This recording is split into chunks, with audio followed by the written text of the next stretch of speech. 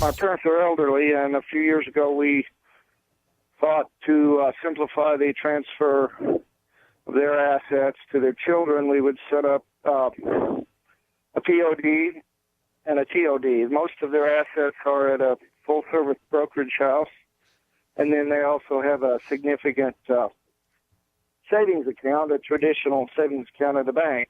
And my question is, am I missing something? Well, it depends on the state of Illinois. Probate, of course, is a state rule, and it's different in every state. So I would say to you that it doesn't always, having an asset that transfers on death does not necessarily mean that it's going to transfer on death without going through probate.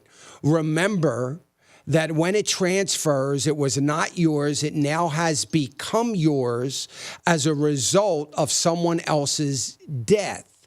From that definition alone, it could qualify for probate. If it is a joint account, that's a little bit different.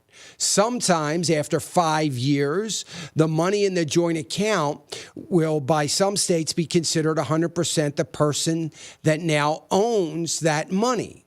Worst case scenario in a joint account is that 50% of the assets can be ruled not theirs and can be have some probate to it. So not always, again, it depends on the state, but not always is a transfer upon death going to mean that you're just, now it does avoid the idea of going through the process of filing the short certificate of the will to the brokerage house, by which the brokerage house has to get the will, see that everything is in line, so on and so forth, before those assets are transferred.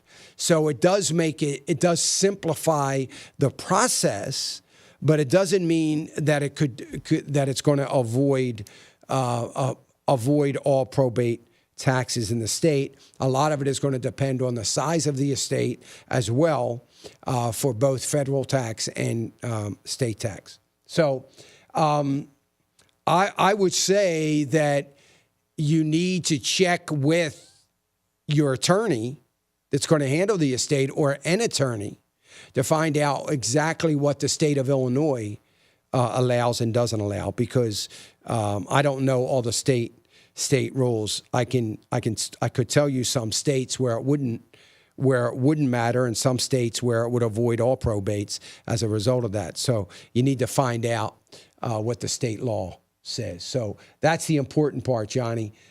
Check out the state laws, but oftentimes it's better to have a joint survivorship, or assets in another name, or assets in the name of a trust, assets in name of you, or assets in the name of the heirs, or assets in the trust, and then those heirs being owners of that trust and co-trustees to avoid that. But you need to find out again from the state and see what the deal is there in the state of Illinois.